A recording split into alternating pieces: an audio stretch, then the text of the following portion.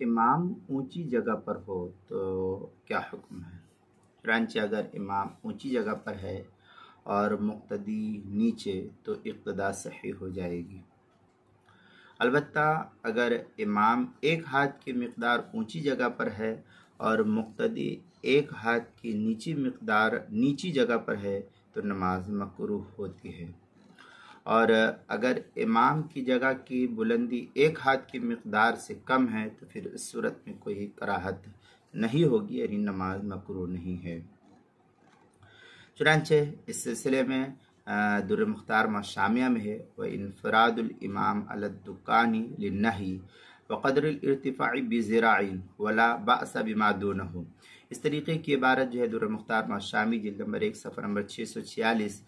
آگے علامہ شامی لکھتے ہیں فتویٰ شام کے اندر قول للنہی وہو ما اخرجہ الحاکم انہ صلی اللہ علیہ وسلم نہا ان یقوم الامام فوقہ ویبقى الناس خلفہ۔ اس طریقے کی عبارت جو ہے فتویٰ شامی جلد نمبر 1 صفحہ نمبر 446، باب ما یفسد الصلاة وما یکرہ فیہا مطلب اذا تردد الحکم بین سنت و بدع کان ترک السنہ اولا۔ یہ ایچ ایم سعید کراچی کا چھپا ہوا نسخہ اس کے اندر۔ اسی طریقے سے رد المختار کے در مختار کے اندر مزید ہے روی الحاکم مرفوعا نہی رسول اللہ صلی اللہ علیہ وسلم ان یقوم الامام ویبقى الناس خلفہ۔ یہ تحتاوی علی الدر المختار کی عبارت ہے جلد نمبر 1 صفحہ نمبر 272۔ باب ما یفسد الصلاة مکروہات الصلاة دار الطباعت العامر، بولاق مصر کا چھپا ہوا نسخہ اس کے اندر۔ ابو داود کے اندر ہے اذا اما الرجل القوم فلا يقوم في مكان ارفع من مقامهم او نحو ذلك قال عمار لذلك اتبعتك حين اخذت على يدي۔ یہ ابو داود کی روایت ہے نمبر 1 صفحہ نمبر 98۔